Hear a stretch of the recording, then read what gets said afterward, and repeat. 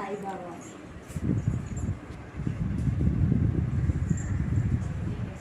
Pen కూడా సాయిబాబా చూడండి ఎంత బాగున్నారో. సాయిబాబా కొబ్బరికాయ కూడా పెట్టారు. వీటన్నిటిని తయారు చేసిన శిల్పి రాజేష్ గారు. బాబా పార్థసారథి గారి అమ్మగారు.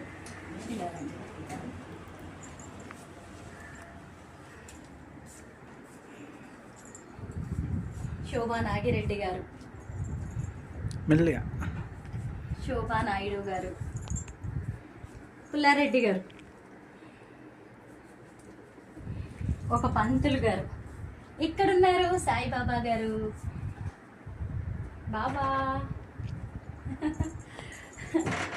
భలే ఉన్నారు కదా, నిద్రపోతున్నట్టుగా.